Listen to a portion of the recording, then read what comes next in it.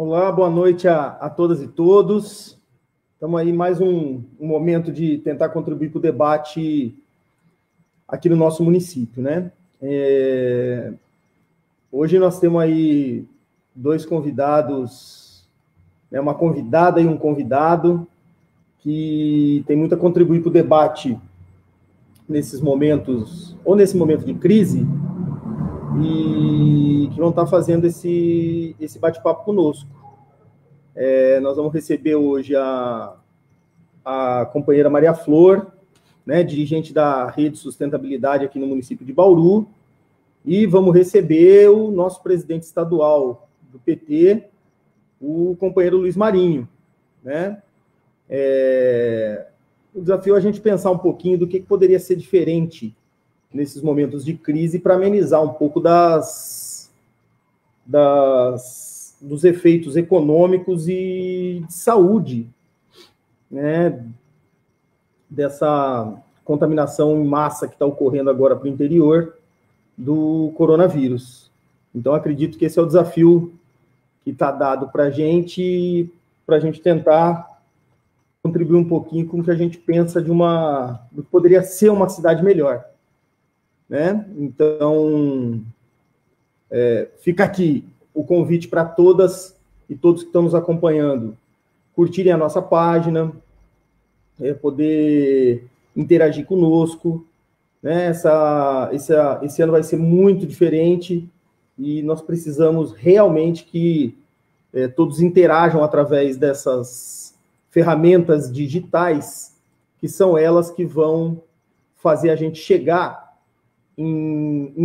fazer o nosso debate chegar para todas as pessoas, né? Então, esse é o nosso desafio para esse ano, né? Não temos uma campanha que já está colocada na cidade há muito tempo, então o desafio é que a gente, nesse curto espaço de tempo, consiga, como diz o ditado, viralizar o nosso debate aqui para o município, né?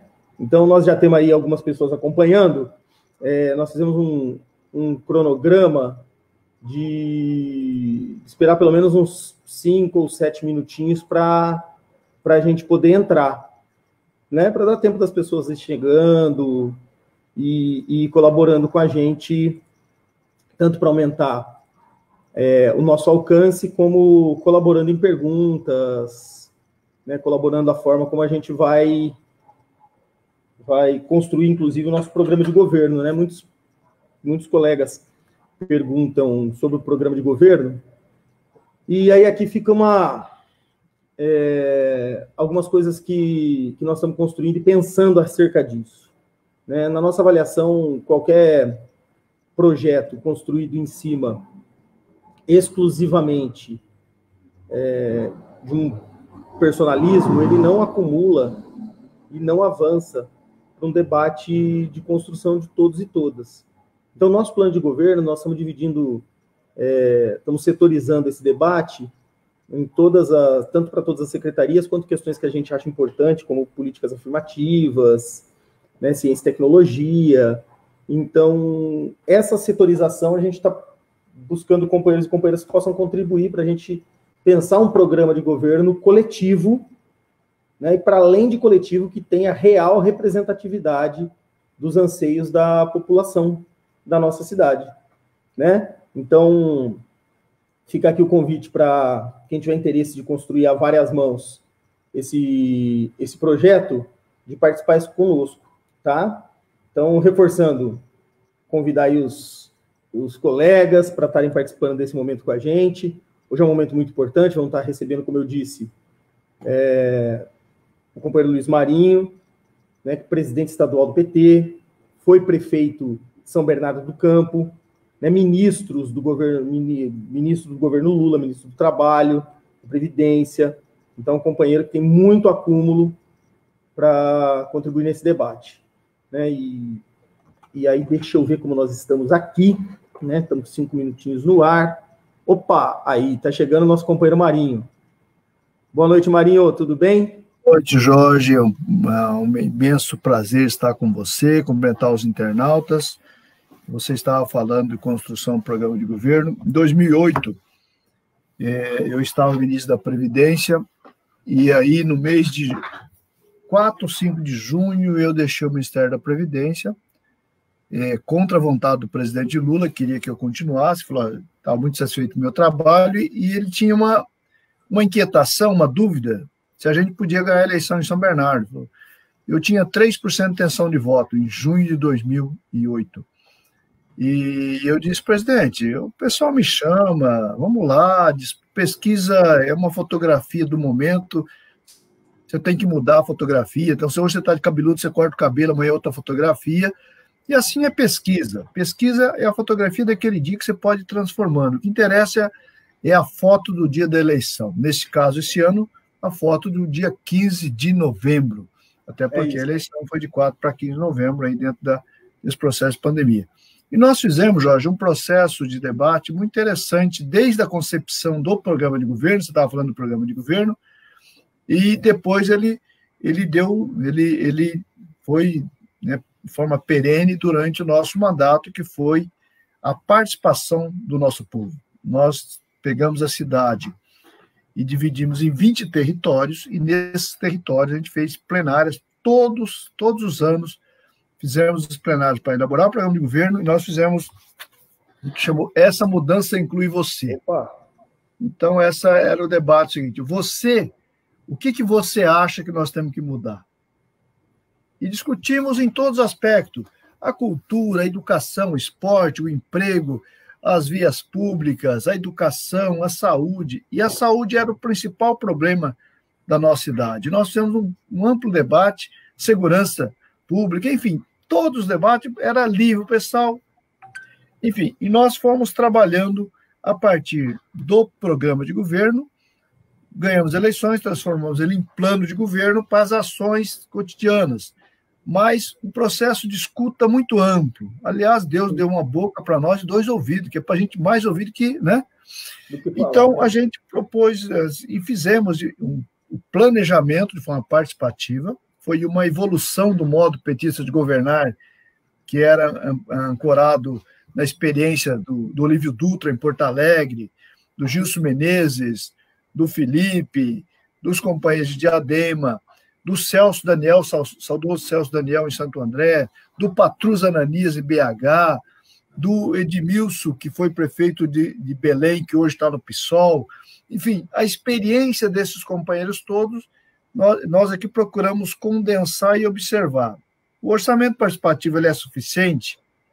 E nós constatamos que não, que era preciso dar um passo adiante. Então, nós fizemos um processo de planejamento participativo, pensar a cidade no curto, no médio e no longo prazo. Então, o meu adversário em 2000 e começou a dizer que o meu plano de governo não era para um mandato, era para 20 anos. Eu falei, mas é exatamente isso. Nós estamos pensando a cidade para 20 anos. Vocês não estão pensando um programa que diz o seguinte, é 4 anos. Não. Nós queremos que a população se aproprie do planejamento da cidade, que, independente de quem seja o governante, as coisas se apliquem. E foi muito positivo, esse que eu posso dizer para colaborar e para a introdução desse debate aí. Mas fico muito feliz em estar com você nessa noite, né, e dialogar especialmente aí sobre o que você quiser discutir, enfim, nós estamos à vontade aí, somos companheiros de pensar a cidade, lembrar que a cidade ela não está isolada no mundo, ela faz parte, no nosso caso, de um projeto nacional. Nós pensamos o Brasil a partir da cidade, isso é fundamental, porque nós não estamos deslocados, infelizmente ou felizmente, o processo tributário, o orçamento da cidade, ela depende do Estado, ela depende da União, então é muito importante a gente também pensar o Brasil a partir disso, até porque tem coisas estruturais que nós só podemos mexer na cidade se tiver um vínculo nacional, um vínculo com o Senado, com a Câmara Federal. Nós precisamos debater o orçamento da cidade e da União, nós precisamos debater a questão tributária. É inadmissível, num processo de pandemia que nós estamos sofrendo, todo mundo sofrendo, as empresas, o pequeno comerciante, a pequena empresa, com muita dificuldade, e aí nós olhamos para o lado e vemos né? Hoje eu vi uma notícia, né, do Edir Macedo virando acionista, dono de um banco. Espera um pouquinho. Aí a gente observa, o Edir Macedo faz parte das 206 famílias dos bilionários. Os donos da Globo fazem parte da família dos 206 bilionários. E esses 206 bilionários não contribuem com um momento como esse. O Itaú vem e doa 1 bilhão para ação social, 1 bilhão de 26 bilhões de lucros. É muito fácil, né? Então, espera um pouquinho. O quanto que os acionistas do Itaú pagam de imposto de renda dos seus lucros e dividendos? Sim. 0. Não paga nada. Tem alguma coisa errada? Nós, como vamos no pastel da feira, na padaria, estamos pagando imposto. Imposto para lá, imposto para cá. E os bilionários, na sua retirada do seu bônus, do seu lucro e dividendo, que às vezes é a bagatela de 50 milhões no ano, de 70 milhões no ano, de 100 milhões no ano, não paga um único centavo de imposto de renda. Então, nós precisamos também debater essa necessidade e dizer o seguinte: nós queremos transformar, nós queremos incluir, nós queremos igualdade de condições nas oportunidades. Porque a hora que discute tal do mérito, da meritocracia, só é possível discutir meritocracia se todo mundo tem o ponto de partida no mesmo ponto de partida. É 0 para todo mundo. Não é 0 para um e 100 para o outro. Né? É menos 10 para o outro. Né? Exatamente. Então, isso é o que eu queria aqui dar de introdução aqui para você, e fique à vontade, estamos à disposição aí, tá bom, querido? Maravilha. Marinho, obrigado, viu, por ter aceitado o nosso convite. Eu também acredito que o papel nosso é de construir uma sociedade menos desigual, né? Uma sociedade mais igual para todo o povo, e esse é o desafio que a gente quer trabalhar enquanto uma candidatura orgânica e que representa os nossos projetos aí a nível nacional tão bem sucedidos. Eu vou convidar a Maria Flor para entrar aqui conosco, que eu acredito que ela deve estar no gatilho aí já. Vamos ver se ela... Já deu boa noite para nós aqui. O Assis, coordenador da Macro, o Jesus, a Cátia Valéria, deu boa noite. O Renato Magu, Ivan Scromov, Roberto Claro, a Estela também está nos assistindo. Um abraço, um beijo para todos os nossos amigos aí. Maria Flor de Pinheiro. E hoje também, já antes de iniciar o debate, dar os parabéns para o presidente do PT de Bauru, aqui, o Cláudio Lago. Ele está ficando mais velho hoje. Então, meu amigo Cláudio Lago, aquele abraço. Parabéns ao Cláudio. Sorte, Deus abençoe muitos anos, muita saúde acima de tudo e muita disposição que eu sei que você tem de sobra. A luta vai ser longa. Flor, seja bem-vinda, tudo bem? Olá, muito obrigada pelo convite. Boa noite, Jorge, boa noite, Marinho, boa noite a todas e todos que estão nos assistindo. Quero aproveitar e mandar o parabéns para o Cláudio e também mandar um beijo para minha tia Cíntia, que está nos acompanhando, e para todos os companheiros e companheiras que estão aqui com a gente nesse importante debate, né, que é essa cidade que a gente quer, né? E uma coisa interessante que o Marinho colocou é justamente pensar o Brasil a partir da cidade. Eu acho isso muito importante porque as pessoas vivem na cidade, as pessoas têm uma relação vivencial com a cidade, a vida acontece aqui, e não, né, nessa ideia abstrata que é o Estado-nação ou o Estado-província, né, que as pessoas têm uma relação burocrática com o Estado-nação, com o Estado-província, seja com o governo federal, com o governo estadual. A vida acontece na cidade, né? E é aqui que as políticas públicas afetam as pessoas, né? E a gente só consegue, de fato, construir políticas boas e fazer uma cidade boa a partir das vozes das pessoas e das pessoas que estão enraizadas nas cidades. Né? Então, por exemplo, a gente, né, nesse intento de construir um projeto de governo, né? E um projeto que seja, na verdade, não pontual ali para aqueles 4 anos, como o Marinho colocou, mas um projeto a longo prazo, sim, né? Isso é importante. E ele tem que ser construído a partir das vozes das pessoas enraizadas na cidade. Então, por exemplo, Bauru, a partir da voz de... Bauru tem uma voz, né? A voz do interior né, a nossa voz aqui, e das pessoas que vivem aqui, e não, por exemplo, das elites desenraizadas, né? O que significa elites desenraizadas? As elites, então, elas se encastelam, por exemplo, em condomínios fechados, longe, né? Não sabem quem são seus vizinhos, não conhecem a periferia, não conhecem a cidade de fato.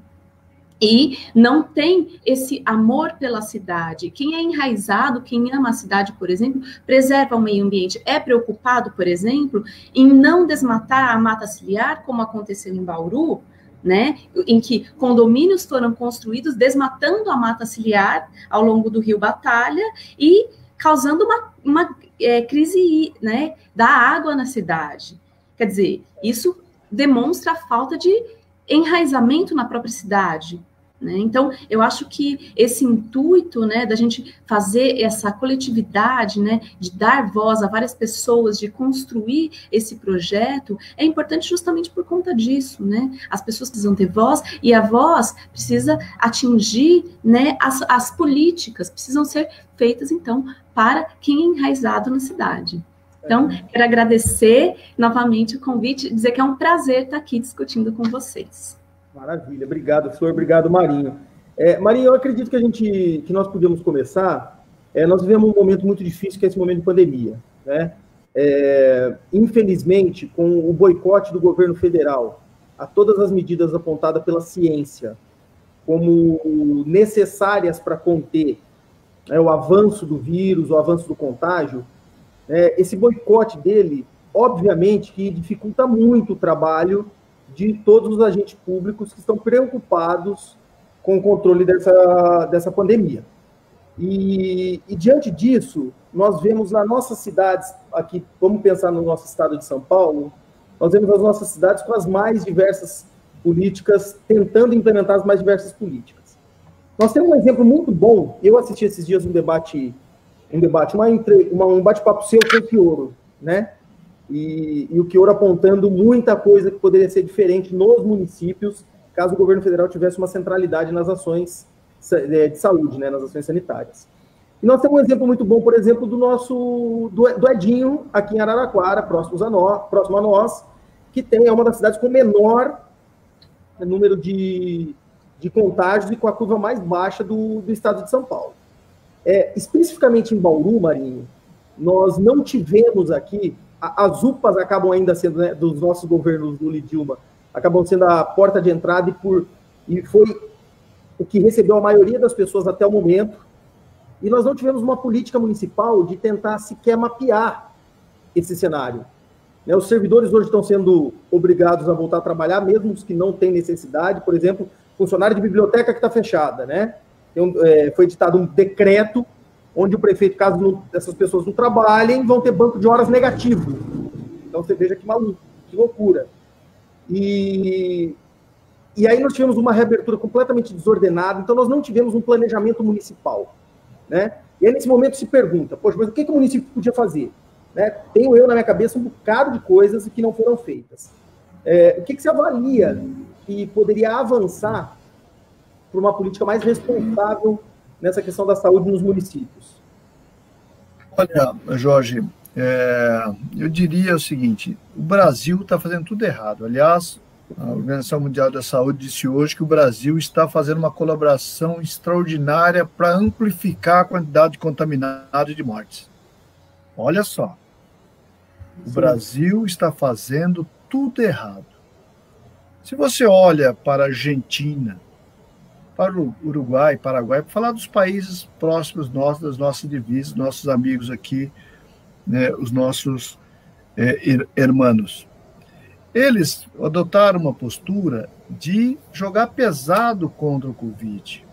Lockdown, parada total, e já estão a economia voltando a funcionar. Então, o que o Brasil tinha feito era isso.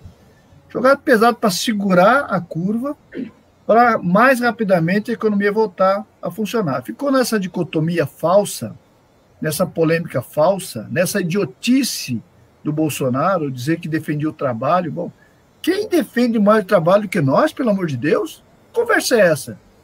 Se defendesse o trabalho, não tinha mandado tantas medidas provisórias prejudicando o mundo do trabalho. a organização dos trabalhadores, as centrais sindicais, dos direitos, a flexibilização do trabalho. Enfim, é um falso profeta, é um genocida, é um criminoso nas suas políticas públicas. Isso é o Bolsonaro, que devia coordenar as ações, os governadores, os prefeitos, as lideranças empresariais, trabalhadores, para ter um pacto pela preservação do emprego, por exemplo. Não fez. Esperávamos que os governadores fizessem. O governador do nosso estado iniciou, conseguiu até arrancar o elogio do Lula no início, porque dizia que ia seguir a ciência. Pô, que legal. O cara do PSDB tal, vai seguir a ciência, conte conosco, não foi. Conte com a gente. Eu disse, olha, é isso mesmo. Mas seguiu até a página 2. Porque ato contínuo, ele rompeu o contrato com o fornecedor de serviço público, provocando desemprego. Claro. Isso aconteceu com o prefeito aqui da minha cidade também. Muito bem. Sequenciado, vai tocando tal. Foi frouxo. Foram frouxos em segurar para valer a proteção social. Os municípios, desastrosos, com suas graves sessões, se citou o Edinho, nosso querido Edinho. Um dia estou aqui, logo no início da pandemia, eu inquieto com essa situação, muita gente se contaminando, complicado, tal. Eu liguei para o Edinho. Falei, Edinho, eu estou pensando em fazer uma carta para os prefeitos do ABC, através do consórcio do prefeito, fazendo uma sugestão assim. O que você acha? Falou, Marinho, eu estou fazendo aqui. Exatamente o que eu estou fazendo. O meu hospital de campanha, que, na verdade, eu não estava de hospital. Não tem necessidade ainda. Então, o hospital está servindo para acolher o contaminado periférico, da periferia. Isso. Então, na periferia é onde vai pegar pesado. Então, é preciso a gente criar condições do isolamento social também na periferia. Fica em casa, se isola, mas se um membro da família contaminar na periferia, vão contaminar todos da família. Você pega uma família numerosa de 10 pessoas, 8 pessoas, moram em 2 cômodos, 3 cômodos, não tem como fazer isolamento social. Se um contaminar, vão contaminar todos. Então, é preciso fazer testagem em massa por território e detectou que tem um membro da família contaminado, ele vai para o centro de acolhimento e isolamento, que ele faz no Edinho para o hospital de campanha. Que poderia ser a vaga na rede hoteleira ociosa, que poderia, no caso eu sugeri, que construísse através dos equipamentos esportivos, que, aliás, eu construí vários aqui na cidade, então eu conheço, poderia fazer ali, porque está fechado, fazer ali o acolhimento e isolamento. Não deram bolhufas para a minha sugestão. Sim. Resultado, São Bernardo, segundo o Instituto Votorantins, é a segunda cidade menos vulnerável do Brasil para o Covid-19. Porém, é uma das cidades que mais morre. Já morreram 392 pessoas. Então, o que acontece? Acontece que está morrendo quem? Da periferia.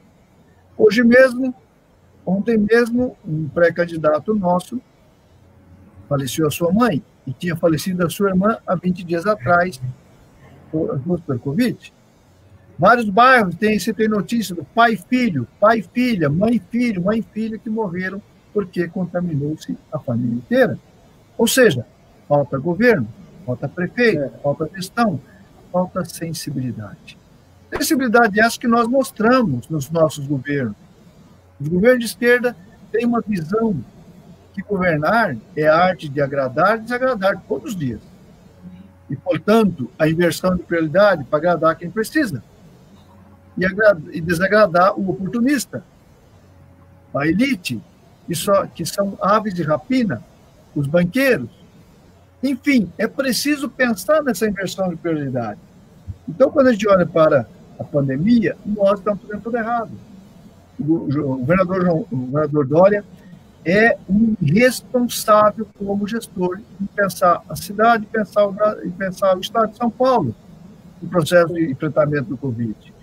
A maioria dos prefeitos tem sido irresponsáveis, porque não tem cuidado do seu povo. Esta é a minha leitura. Partindo aqui da minha cidade, aqui de São Bernardo do Campo, eu tenho assistido muita gente morrer que poderia ter sido salvo.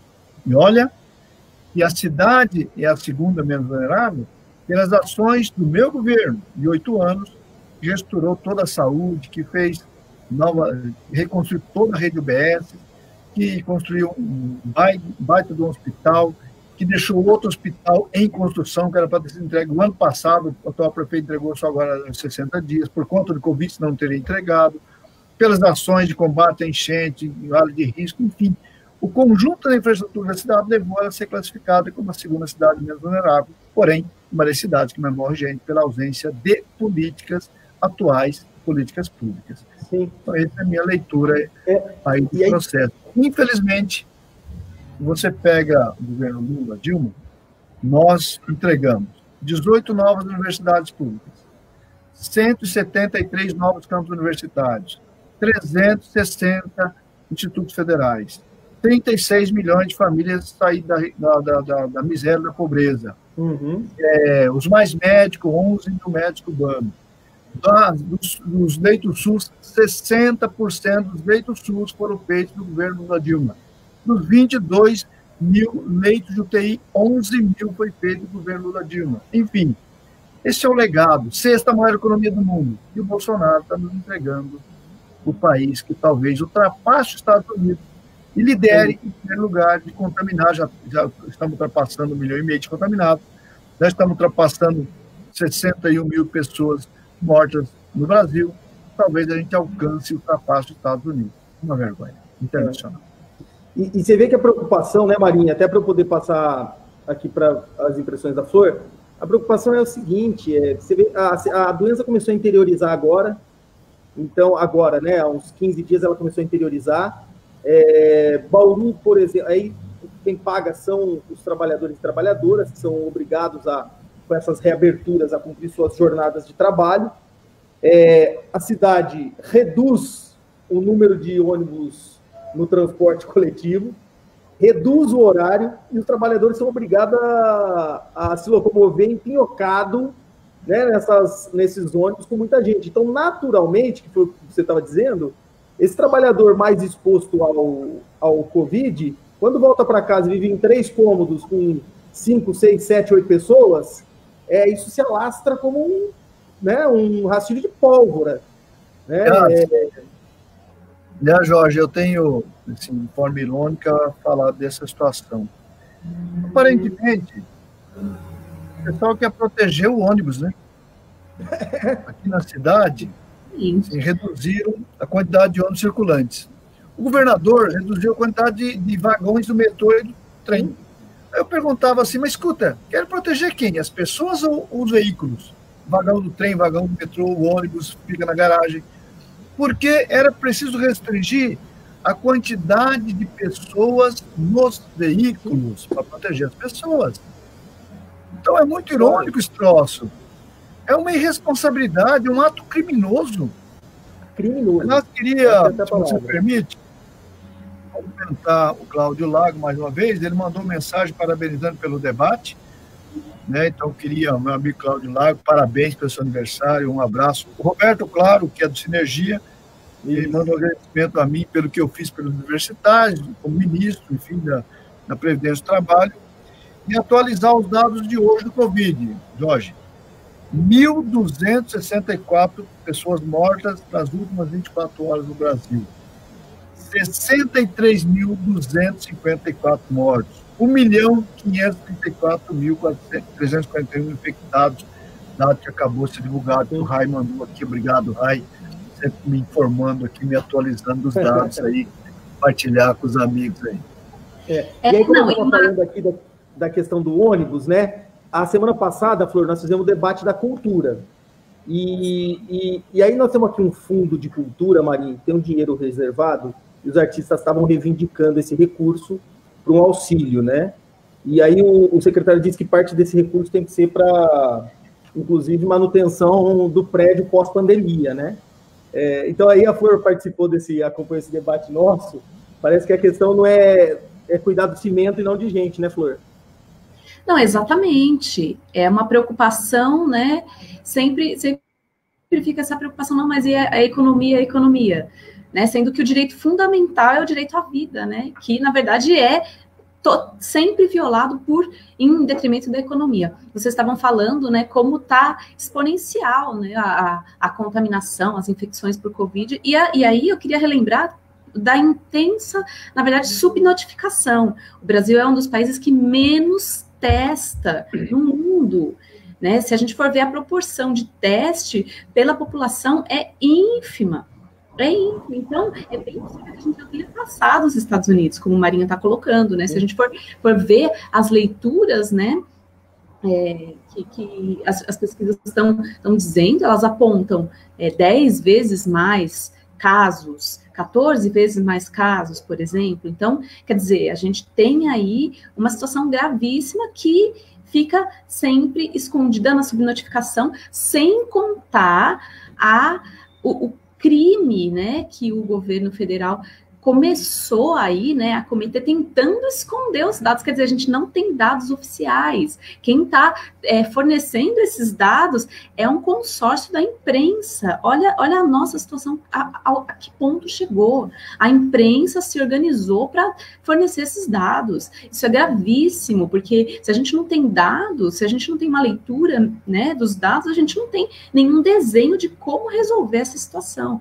E a saúde, né, aqui em Bauru, por exemplo, ela já é também um ponto vulnerável há muitos anos, né? Por exemplo, no ano passado, no começo do ano passado, não, mais ou menos essa época do ano passado, do começo até essa época do ano passado, a gente teve uma séria epidemia de dengue, né? O Bauru foi o município que mais, né, teve infecções de dengue o ano passado.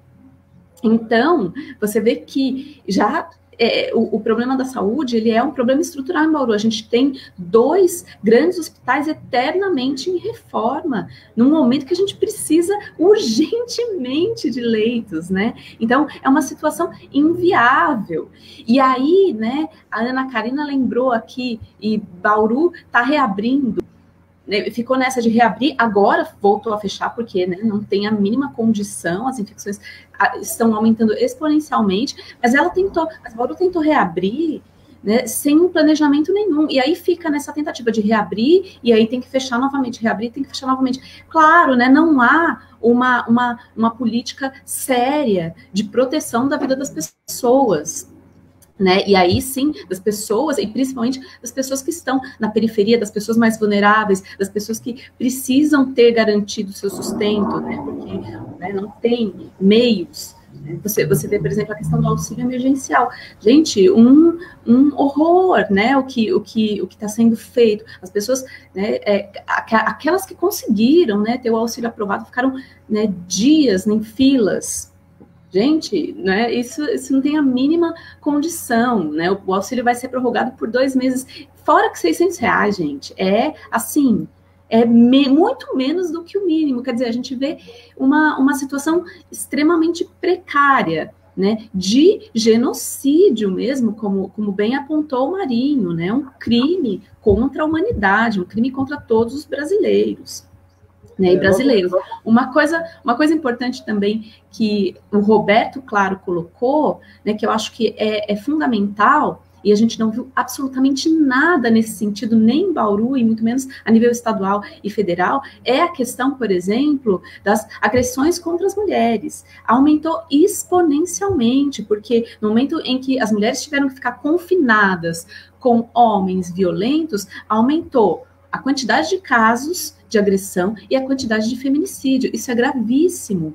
É gravíssimo porque quem mais é atingido, todas as mulheres de todas as classes sociais são atingidas, né? Mas quando a gente tem, por exemplo, quanto mais o grau de vulnerabilidade, pior é a situação dessa mulher, né? Mais ela está aí exposta à violência. É o caso, por exemplo, de mulheres jovens, de mulheres negras, de mulheres indígenas. Então a gente tem, e a gente não viu absolutamente nada com relação a isso, nenhuma política pública de assistência. Quer dizer, nem aqui em Bauru, né? Nem aqui em Bauru. Então é uma situação realmente muito terrível. E aí fica essa discussão, não, vamos abrir a economia. E aí a gente ouve algumas coisas do tipo, mas aí as pessoas não vão ter o que comer. né? Não, então se elas ficarem em casa, elas não vão ter o que comer. Gente, né? Se elas estão correndo risco, na verdade, de não só ter o que comer, mas também de morrer, né? Aí a gente às vezes escuta aqui, né, alguma coisa assim, do tipo, a pessoa não vai ter o que dar para o filho dela comer. Olha, se ela morrer, se a pessoa morrer, ela não vai ter o que dar para o filho comer e o filho ainda vai ficar órfão. Quer dizer, o Estado deveria garantir, né, toda a assistência às pessoas principalmente mais vulneráveis que agora estão sofrendo gravemente com a infecção do coronavírus, né? Então, a gente tem uma situação aí bem precária. Olha, o Gilberto entrou aqui, está mandando um abraço, quero mandar um abraço de volta para ele. Gilberto, pessoas queridas, coordenador da nossa macro. Que legal, pessoas muito boas e queridas aqui ajudando no nosso debate. E aí, Flor e Marinho, né? Eu fico pensando o seguinte, hoje nós temos, Marinho, quase não, né? Mais de 87 milhões de pessoas sem emprego. Muitos dos que estão trabalhando numa completa informalidade e condições precárias. O momento pós-Covid, ele vai ser um momento muito difícil, né? Nós demoraremos demais para retomar, não vou dizer a normalidade, mas para retomar os empregos e a economia dos nossos municípios. Então, dentro dessa realidade, onde nós tivemos, depois do golpe, a precarização cada vez mais e flexibilização de direitos trabalhistas, que para mim isso tudo está concatenado, como nós vamos fazer nesse período pós-pandemia para apontar para a sociedade condições dignas de vida, né? Uma discussão que está muito latente é a renda básica de cidadania do nosso Suplicy, né? O que você avalia que os municípios podem fazer em torno disso, ou se seria alguma coisa nesse sentido ou não?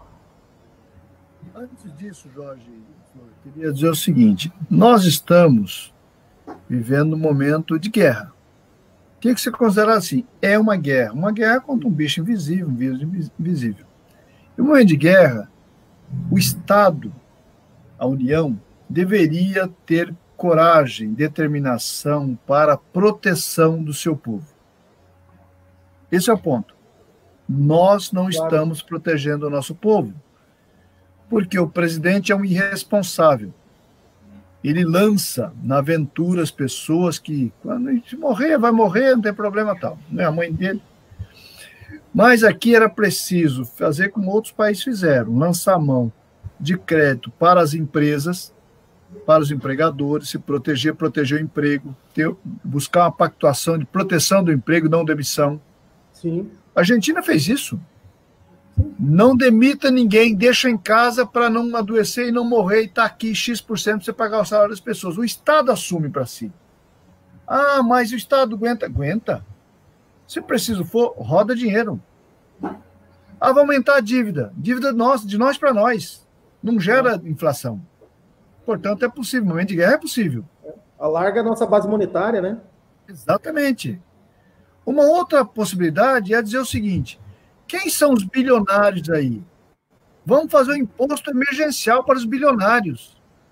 Você pega 206 famílias bilionárias e dá lá 5% de imposto adicional, de 27% para 32% de imposto de renda, não vai fazer nem cócega no seu patrimônio e salva a nação, salva o povo. Agora, é preciso partilhar isso também com o povo. Porque, de alguma forma, o povo tem responsabilidade na classe política existente que resiste em debater imposto para grandes fortunas. De fazer uma inversão de prioridade para valer, de fazer uma reforma tributária para valer e que desse condições de pensar a proteção ao povo, ao mesmo tempo proteção à economia como um todo. É inaceitável, é escandaloso, é vexaminoso. Todo mundo se ferrando, as empresas quebrando, vai fechar muita empresa, desemprego em massa, e os bancos continuarem lucrando. Então, isso teria que ser enfrentado. Tem que ser enfrentado. mas o povo tem que ter consciência para não continuar elegendo representante dos banqueiros, da latifundiária, da elite brasileira, que nunca se preocupou se a doméstica, se o filho da doméstica tem a oportunidade de chegar à universidade. É isso. Se o filho do sem terra, do sem teto, pode cursar a universidade. Se o filho do comerciário, do metalúrgico, do pedreiro, vai chegar à universidade. Então, é um choque que eu espero que a pandemia nos leve a ter uma nova consciência de classe. Vou para a tua pergunta em si. Os municípios têm que assumir a responsabilidade de, no seu orçamento, olhar para o seu povo e observar que, neste momento, é preciso salvar vidas. É preciso cuidar das crianças, da juventude, do povo trabalhador, dos idosos. É preciso pensar, a partir das políticas públicas, gerar oportunidades de emprego. E talvez pensar a lógica do cruzamento da velha e proposta renda básica gloriosa do Suplicy com a lógica de pensar uma contrapartida produtiva. Ou seja, muitos chamam de frente de trabalho. Eu, aqui no meu governo, chamei de um programa oportunidade, que buscava trazer para a oportunidade o sem-teto, o morador de rua, a pessoa que tinha o vício lá com as drogas, com o álcool e tal, e estava na rua, e lá, através do ambulatório de rua, fazer abordagem, através do CAPES, que ia buscar o equilíbrio mental para essas pessoas, e através dos programas de cultura, de esporte, combinado com a educação e saúde, gerar ocupação para essa gente, para ele ter uma renda, para ter equilíbrio, para poder sair daquela situação. Porque um cidadão que está no fundo do poço, se não tiver alguém que pegue pela mão e dê oportunidade, ele não encontra a porta da entrada da oportunidade. Sim. O pessoal costuma chamar de porta de saída. Eu aprendi com o professor Paul Singer, que eu ministro trabalho, ele é o meu secretário de Economia Solidária. Um dia, numa plenária, o pessoal, porta de saída, porta de saída. Ele veio e falou assim: ministro, eles estão errados. Não é porta de saída, é porta de entrada. É a janela da oportunidade. É a entrada da oportunidade. É a porta de entrada da cidadania. Saída é como se você quer se ver livre do cidadão. Joga ele logo para a saída e manda embora. Não, nós queremos dar uma porta da oportunidade para ele adentrar. E a partir da sua capacidade de tocar a sua vida no mercado de trabalho, na empregabilidade, nas possibilidades. Isso combina capacitação, qualificação. Então, nós não tínhamos um programa que chamava Oportunidade, que assim, o cidadão lá, morador de rua, que era abordado, que era conquistado, que ele via alguma possibilidade dele sair daquela situação. Então, ele tinha, na contrapartida, que fazer um curso de capacitação. Tinha um formato que, às vezes, ele tinha prestação, a contraprestação, para justificar a bolsa que ele recebia, e fazer a limpeza da praça, e fazer, enfim, a jardinagem, de forma que ele se interessava. Um dia, muito feliz, chegou 4 senhores moradores de rua e disse: prefeito, nós fizemos um consórcio. Eu falei: como assim? Nós 4 alugamos uma casa. Com a oportunidade que o senhor nos deu, nós vamos sair da rua, vamos morar juntos. Não é bonito isso? Então, tem jeito. As políticas públicas, pensadas com sensibilidade, olhando para as crianças, para a juventude, para os homens, enfim, homens e mulheres, é possível pensar a oportunidade. E nessa pandemia, nós vamos ter que lançar mão, como nós já fizemos no passado, nos nossos governos, de olhar para a juventude universitária e dizer o seguinte: você pode ser um agente de leitura, ter a sua renda para continuar cursando a sua faculdade, e a cultura contrapartida é reforçar a leitura dos nossos alunos. Você pode fazer o contraturno escolar, de forma que a criança não vai ficar na rua. Então, é reforçar o laço de reforçar a educação, projeto educação. Educação, ela é transformadora, combinado com a oportunidade da empregabilidade de quem estaria na rua da amargura. Então, é combinar um pouco o orçamento dos municípios com a empregabilidade, com as oportunidades de reforçar esse laço. O esporte, ele é altamente influente na cabeça da nossa juventude, das nossas crianças. Ele pode aí ser um instrumento de transformação, de aumentar, melhorar a disciplina, melhorar o seu desempenho na educação. A cultura é altamente transformadora. Esporte e cultura combinado com saúde e educação, ele faz um belo de um trabalho no município, no território, enfim, inclusive para os idosos. Ô Jorge, nós temos aqui um programa chamado De Bem com a Vida, que trabalhava com a população idosa, mas quem queria podia participar. Um dia eu fui numa atividade e encontrei um casal de idosos. Eles me relatavam que o marido, ele entrou, a mulher entrou e acabou arrastando ele, a gente de saúde foi lá convencê-lo, tal, ele estava acamado. Acamado, não conseguia levantar da cama. E começou com aquelas bolinhas, não sei o que é aquilo, mas e foi desenvolvendo, fortalecendo, fisioterapia e tal. Ele saiu da cama e passou a frequentar o programa De Bem com a Vida. Caminhada, depois da caminhada, alguma atividade esportiva tal. E disse: meu filho, eu eliminei 2/3 dos remédios que eu tomava. Nossa. Não preciso mais. Eu não perco uma atividade dessa por nada na vida. Pode fazer chuva, sol, tal, frio, eu estou aqui porque isso me tirou da cama, isso me dá uma alegria, isso me dá energia, e seguramente eu estou alongando minha vida aqui uns 20 anos. Sim. É assim. Então, a gestão pública, a política pública municipal pode fazer uma grande diferença. E a Flor disse, você tem o Estado, você tem a província, né? Você tem a União, os estados, no nosso caso, os municípios, podia falar Estado local, né Maria? Uhum. O Estado local, o município, ele tem uma responsabilidade tremenda na vida das pessoas diretamente. Porque está ali o transporte, está ali o desemprego, está ali a possibilidade de cultura ou não cultura, o esporte ou não esporte, educação ou não educação, saúde ou não saúde. Está ali na sua vida cotidiana. Então, o nosso papel de pensar o desafio de um candidato a prefeito, Jorge, e aí eu quero lhe cumprimentar e agradecer de coração, em nome do nosso partido, a tua coragem, a tua disposição.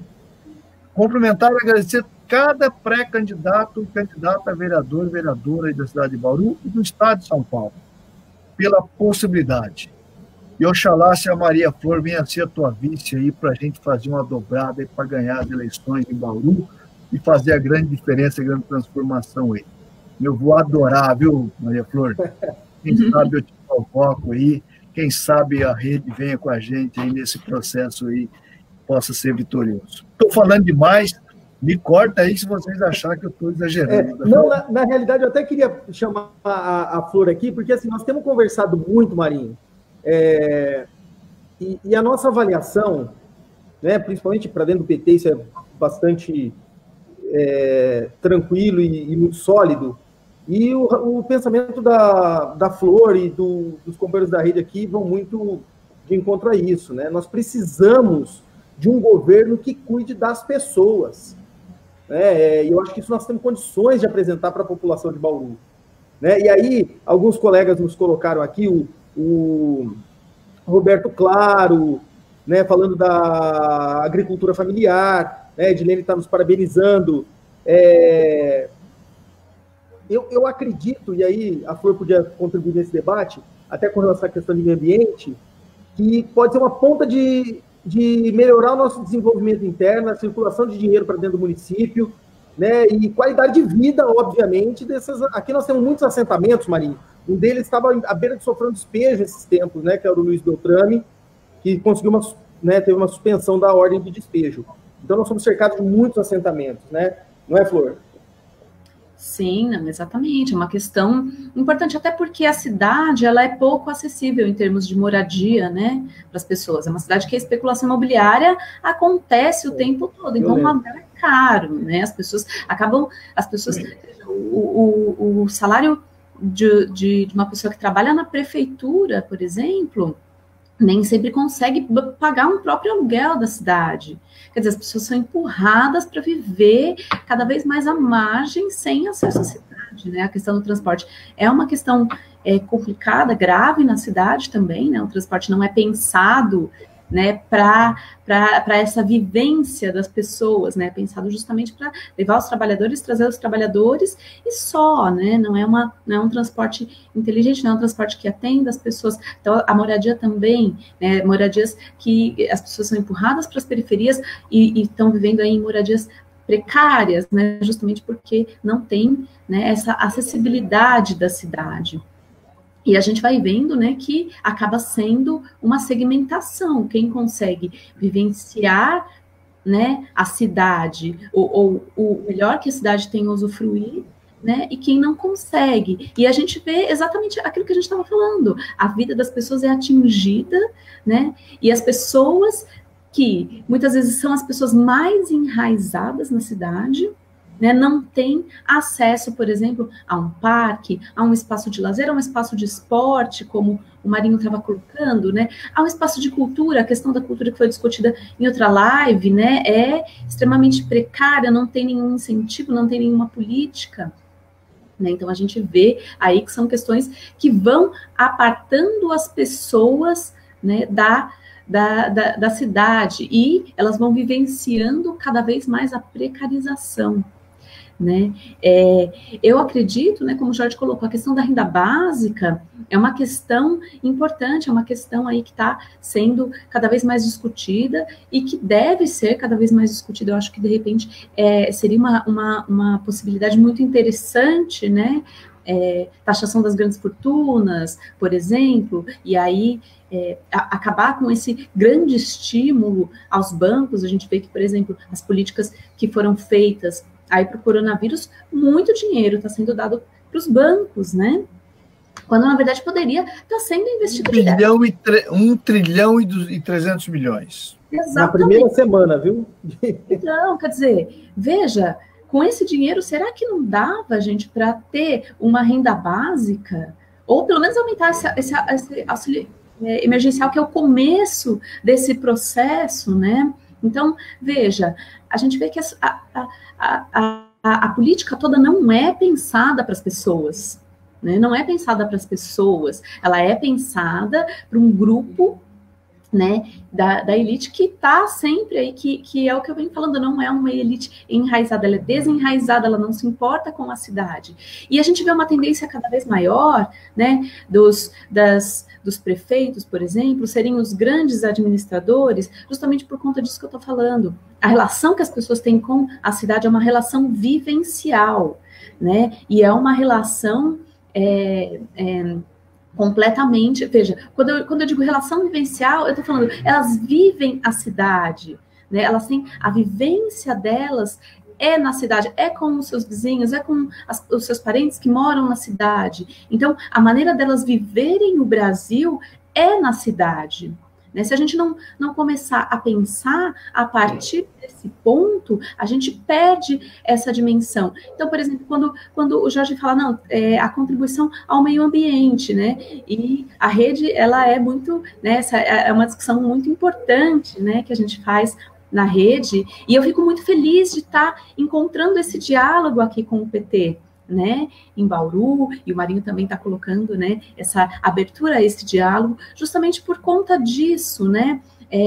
A relação com o meio ambiente, ela não é uma relação instrumental, a gente não está, né, utilizando o meio ambiente, mas ela é uma relação visceral, as pessoas vivenciam aqui. Então, por exemplo, só uma questão, quando teve as queimadas na Amazônia, né, que chegou aquela nuvem, tudo que apareceu aqui em Bauru também. Logo em seguida, a gente teve um incêndio criminoso aqui no Cerrado, né, que devastou, né, muito do Cerrado. Quer dizer, a relação, então, quando eu digo a relação com o meio ambiente, ela é vivenciada, ela atinge a vivência das pessoas, né, a falta de água, a falta de um ar puro, ela atinge essa vivência enraizada na cidade, né? Eu acho que isso é uma discussão importante. Então, quando a gente pensa, por exemplo, no desenvolvimento econômico, a gente pode pensar a partir de um desenvolvimento socioambiental responsável, né? Não um desenvolvimento em que seja um desenvolvimento predatório, como acontece, por exemplo, até mesmo em Bauru, né, de empresas que utilizam a água água do aquífero, uma água de excelente qualidade, para vender e lucrar. Isso não, isso veja, traz empregos, traz, mas que tipo de emprego? Até porque muitas dessas empresas também foram fechando e se desindustrializando e deixando as pessoas da cidade na mão. Quer dizer, a gente precisa pensar um desenvolvimento socioambiental responsável, que traga também, ao mesmo tempo que traga empregos e condições de vida decente para as pessoas, traga também essa responsabilidade de pensar uma cidade para as pessoas, de pensar uma cidade segura, sem pobreza, sem falta de segurança, né, e acessível em termos de cultura, acessível em termos de esporte, e agora, principalmente, acessível em termos de saúde, né, os dispositivos de saúde, por exemplo, aqui em Bauru, totalmente sobrecarregados, né, é difícil, de repente, para uma pessoa, por exemplo, de um assentamento chegar num dispositivo de saúde.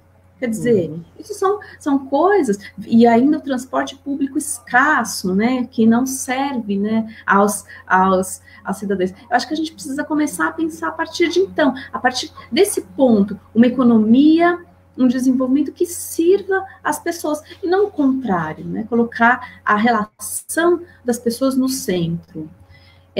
Uma questão importante que eu acho que também talvez depois a gente possa discutir é a questão da educação, por exemplo. Agora o Dória falou que em setembro vai voltar, né, às aulas. Acho que alguém colocou isso em algum comentário, desculpa, eu não lembro o nome da pessoa. Acho que foi Idenilde, eu anotei aqui, Idenilde. Colocou isso. É da POSP, Flor, é uma companheira da POSP. Olha, que bacana, Idenilde. Então, comentário, ó. Lá, uma discussão importante que a gente precisa pensar, assim, porque a educação também está nesse todo amarrado, né, nessa responsabilidade socioambiental. Como que as crianças vão voltar para uma escola que muitas vezes não tem condições, né? Sim. Muitas vezes não tem as condições adequadas de higiene, não tem, né? Às vezes não tem um sabonete para as crianças lavarem as mãos, né? Então, veja, como que vai funcionar? E aí também coisas como, por exemplo, né, as crianças e os professores, em que condições vão trabalhar? Como que, quer dizer, isso são questões que a gente vai se deparar justamente por essa irresponsabilidade, né, do Dória e prefeitos, né, e toda que estão assim, vamos voltar a qualquer custo, né, uma coisa muito, muito irresponsável e absurda mesmo, que vai ter muitas consequências para muito tempo. Também acho. E, assim, ó, gente, nós estamos caminhando para 1 hora, Marinho. Algumas coisas a gente vai aprendendo nesses tempos de tecnologia, que as coisas muito, muito longas, elas vão perdendo, as pessoas vão perdendo o interesse, fica cansativo, né? Nós estamos apanhando, mas estamos aprendendo, né? Então, assim, estou pensando em caminhar para o final. Eu gostaria de ouvir de você, Marinho, aí depois eu quero fazer algumas considerações, né? Mas gostaria de ouvir de você o que você avalia que nós, enquanto partido, podemos apresentar para a sociedade de alternativa com as nossas candidaturas colocadas a prefeito e, por exemplo, em Bauru, na nossa chapa de vereadores, que eu estou tentando fazer um trabalho de fortalecê-los, né? Gostaria de saber de você o nosso desafio e o que nós podemos apresentar para a sociedade enquanto alternativa de melhorar a vida do povo. Aproveito, né, Jorge, para agradecer mais uma vez e conhecer a Maria Flor, que eu não conhecia. Um prazer enorme, viu, Maria Flor? Mandar um abraço a todos os nossos companheiros e companheiras de Bauru que estão nos assistindo. Tem muitos amigos aí, muitos amigos do movimento sindical. E queria deixar a provocação aí. É preciso que a gente trabalhe aí, fortaleça a nossa chapa de vereadores e vereadoras. Para você ter uma ideia, nós tivemos em 2012 o nosso melhor ano. O PT cresceu de forma contínua desde o seu nascimento até 2012. Todo ano, toda eleição, crescíamos um pouquinho. Em 2012, nós tivemos 6 mil candidatos a vereadores e vereadoras no estado de São Paulo, elegemos 635 vereadores e vereadoras, ou seja, um pouquinho mais de 10%. A pancadaria que nós sofremos em praça pública, da mídia, a mídia tem grande responsabilidade do Bolsonaro, não adianta querer negar o Bolsonaro, eles têm culpa da eleição do Bolsonaro, mas esse ódio contra a política, esse ódio contra o PT, esse ódio contra os partidos políticos, né, chegaram a pregar que o PT ia morrer, o PSDB que quase morreu, mas 2016 levou uma situação que o PT diminuiu 1.000 candidatos, lançamos 2.000 candidatos e candidatas. Desse, nós mantivemos a lógica de fazer conquista de 10%, ou seja, uma taxa de sucesso. Elegemos 201 vereadores e vereadoras. Portanto, nós mantemos os 10%. Esse ano, nós já estamos na ordem de 4.000 candidatos, vereadores e vereadoras, chegamos aos 6.000, não vamos chegar aos 6.000 de 2012, mas podemos ultrapassar os 4.000 agora e vamos manter a taxa de 10%, ou seja, podemos eleger 400 ou mais vereadores e vereadoras, dobrando, portanto, a quantidade de eleitos de 2016. E 2012, elegemos 68 cidades, 2016, 8. 2020, nós podemos eleger de 30 para mais cidades. O desafio nosso aí em Bauru é ter chapa completa, sim, não Bauru, e Bauru pode irradiar uma energia positiva na região para que as outras cidades também o tenham, e a gente trabalha o fortalecimento do partido, junto com os partidos de esquerda, junto com a rede, com o PSOL, com o PCdoB, enfim, com o PDT, com o PSB, quem desejar, independente, para lá ou para cá, o importante é a gente manter um alinhamento de pensamento para olhar para 22 e olhar que nós devemos colocar 22, o Brasil nos trilhos, para pensar as pessoas, pensar de novo as crianças, pensar a juventude, pensar a mulher, o combate a qualquer preconceito, combate ao racismo, combate ao oportunismo, combate ao ódio religioso, todo preconceito nós temos que trabalhar. Nós temos que mirar no tempo e observar que nós precisamos ter 50% de mulheres nas instâncias partidárias, na Câmara de Vereadores, na Assembleia Legislativa, na Câmara de Deputados, no Senado, nos executivos, de piloto de avião, na engenharia, enfim. Será muito saudável se naturalmente a gente chegar à composição de 50% de homens e 50% de mulheres, e entre homens e mulheres ter os negros e negras. Nós precisamos pensar a segurança pública. Não é possível ter a segurança pública que agrida a nossa juventude, especialmente negra das periferias. Enfim, agora, nós devemos, Jorge, apresentar as alternativas de políticas públicas. Renda básica é um item importante pós-pandemia. Emprego, geração de oportunidade, o combate à exploração imobiliária, especulação imobiliária, enfim, nós vamos fazer coro para pensar a sociedade olhando para o Brasil a partir da cidade, como eu disse. E as cidades podem fazer a grande diferença se a gente constrói uma rede de solidariedade, uma rede de consciência política, e é pela política que se dá a transformação. Todo mundo tem seu Deus, todo mundo confia, eu sou cristão, confio, faço minhas orações todo dia, mas é preciso, e está na Bíblia, é só ler a Bíblia lá tem o pecado da omissão. Então o cidadão fala assim, não tenho culpa não, porque eu não votei em ninguém. Tem sim. Se você não votou em ninguém, você poderia ter votado. Já pensou que todo mundo votou em ninguém em 2020, 2018, tivesse votado no Haddad? Era o Haddad presidente, não o Bolsonaro? Já pensou como seria diferente?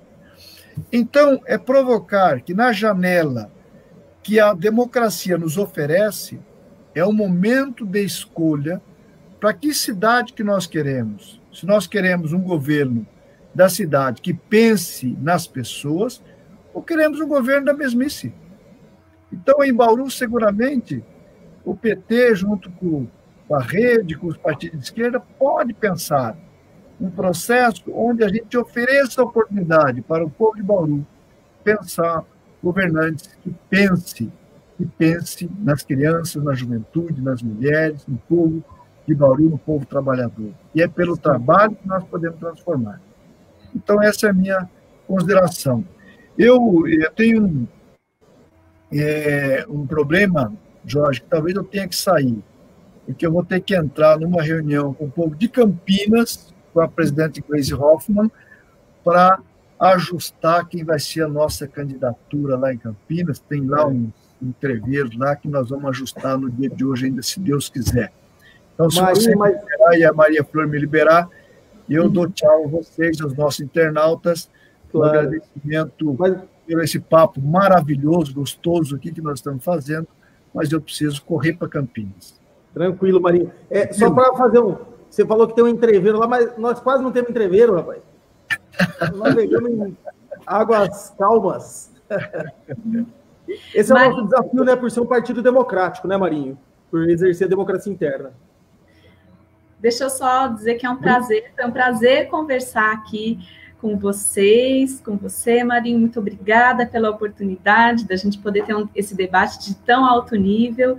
E eu acho que é isso mesmo, a gente precisa unir as forças de esquerda, porque a gente está num momento muito sério do país. Então, a gente precisa dessa união, né? A gente vê que, muitas vezes, realmente, essas divergências, na verdade, acabam atrapalhando justamente no momento grave, que é combater o fascismo que está posto, que está aí colocado no poder, afetando todo mundo. Então, a gente precisa ter mesmo esses diálogos, né, e entendimento mútuo para isso. Então, foi um prazer, uma boa noite. Quero aproveitar e mandar... Nós vamos continuar, viu, Flor? Não dá tchau não, que nós vamos continuar. Vou deixar o Marinho, que eu quero fechar com alguns dados aqui do município. Eu vou aproveitar que nós já tivemos mais de mil pessoas que nos acompanharam, visualizaram, né? Então, quero aproveitar para fechar com alguns dados do município. Marinho, meu camarada, muito obrigado, boa sorte em São Bernardo. Nós vamos precisar de muito trabalho aí para fortalecer o nosso partido no estado de São Paulo, que é um estado bastante conservador, mas eu acredito ainda no povo paulista. Muito obrigado, camarada. Eu que agradeço, um abraço a você, Jorge, você, Maria Flor, aos nossos internautas. O Rai me manda que eu explique que Campinas é online. Claro, é online, nem daria tempo de correr para Campinas agora. Online. Um abraço, que Deus abençoe, boa sorte e sucesso. Obrigado. Valeu. Valeu. Um abraço, Marinho, muito obrigado. Tchau. Então, não querendo alongar muito, Flor, mas para aproveitar o momento, né, eu acredito que eu gostaria de colocar algumas questões. Muitas pessoas aqui colocaram diversos questionamentos do que fazer, de escolas, né? A companheira Denilde falando das questões específicas da educação. Então, adiantando, viu, o pessoal da POSP, o pessoal da área de educação, nós estamos já preparando uma live com a deputada Bebel, né, que é da área da educação, para a gente poder aprofundar o debate sobre a educação no estado de São Paulo. Né? Uma avaliação que eu faço a pressão que os comerciantes não, que o Sindicato do Comércio exerce no governo municipal aqui, é a pressão que eu avalio que as instituições privadas da educação estão fazendo no governo estadual para poder voltar às aulas em setembro. Com a atual curva que nós temos de pandemia e a rapidez nesse contágio, eu avalio que nós chegaremos em setembro, não sou Nostradamus, mas eu avalio que nós chegaremos em setembro algo próximo aí de mais de 120 a 130 mil mortes, que hoje nós já estamos beirando, passando a 60 mil mortes. Então, não sei se seria o melhor momento, e inclusive e acredito que o Estado podia pensar em encerrar o ano letivo desse ano, porque não será possível um retorno, principalmente para quem depende da escola pública. Enfim, então esse debate da educação nós vamos entrar muito aprofundadamente com a companheira Bebel, viu? A Idenilde, o professor Dagmar, que está acompanhando, que também é da POSP, tá? Nós vamos entrar por ali, viu, Flor? Então, também, para a gente não se estender, se você quiser dar um alôzinho pro pessoal, um salve aí. Foi um prazer tê-la conosco. Nós estamos estreitando os nossos diálogos, ainda não temos nada formalizado, isso porque o PT tem os seus fóruns próprios, você sabe como funciona, eu sempre fui muito franco contigo. e ainda não temos nada formalizado, mas o nosso namoro começou há algum tempo atrás e a gente vem conversando. Eu avalio que realmente o momento do fascismo precisa ser combatido com um campo progressista muito forte.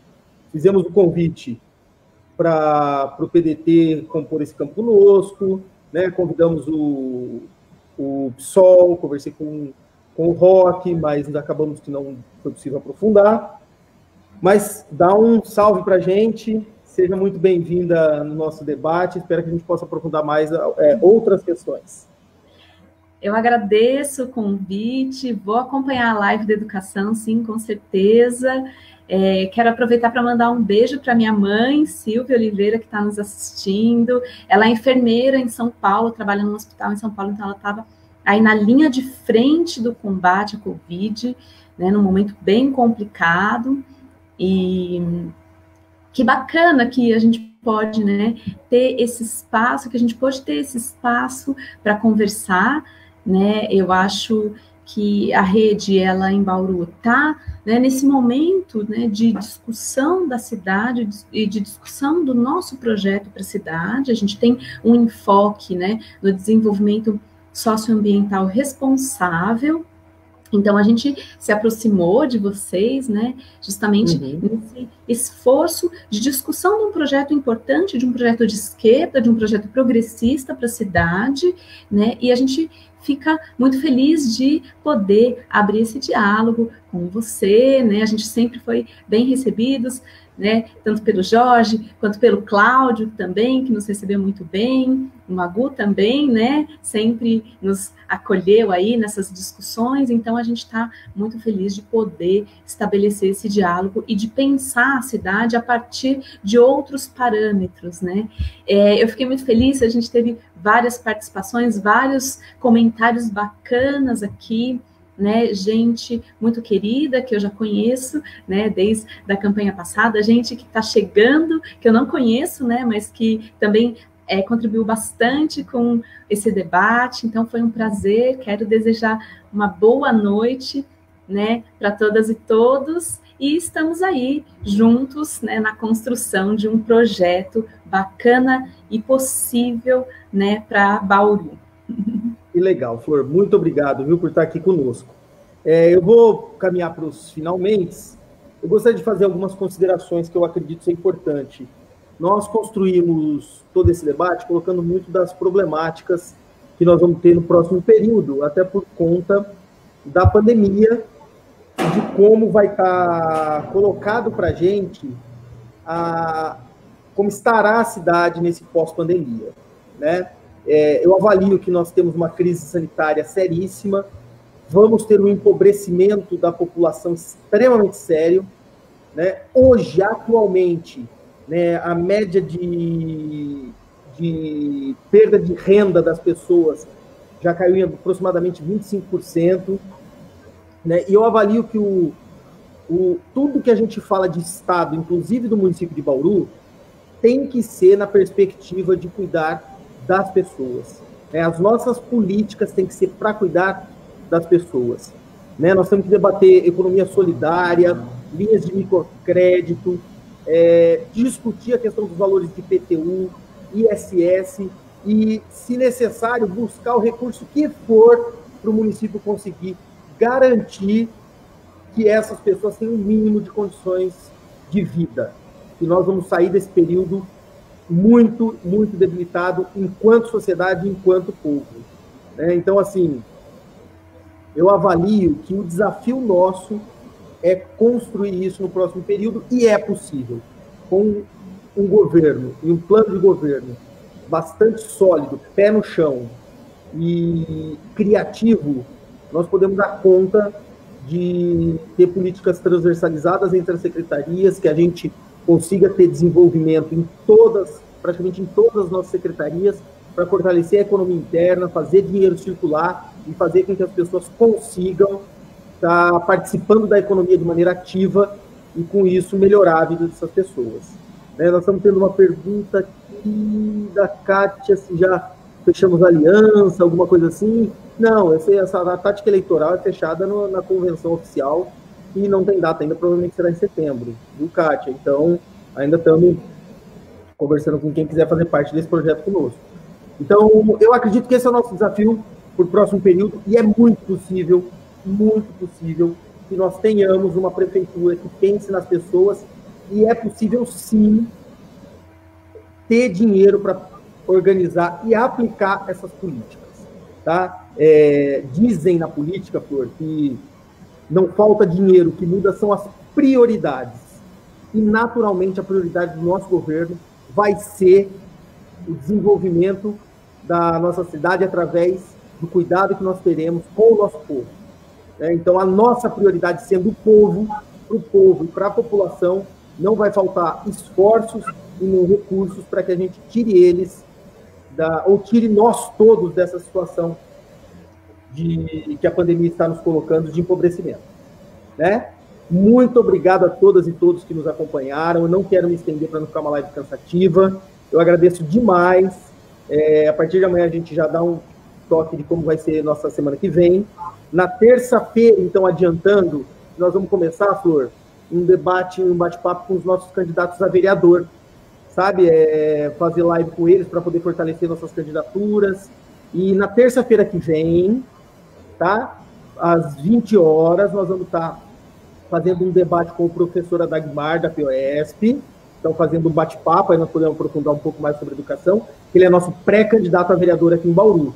E vamos estar convidando o Thiago Soares, que é um companheiro nosso do setorial de combate ao racismo do PT São Paulo, para também contribuir um pouquinho com a live. Tá? Então, já fica aqui divulgada de terça. E o debate, se for acontecer alguma outra coisa, a gente divulga através das nossas redes. Pedir a todas e todos, curtam, compartilhem, é a única forma que a gente tem de chegar a todo mundo nas nossas páginas, isso nos dá força e nos ajuda a pulverizar o nosso debate. Maria Flor, mais uma vez, muito obrigado. Né, ao Rai, que deve estar assistindo o final do nosso debate, deixo um grande abraço e um beijo para o Marinho. Obrigado a todas e todos, vamos em frente, que o desafio está colocado e é muito possível. Tá joia? Um grande beijo, uma boa noite a todos. Obrigado.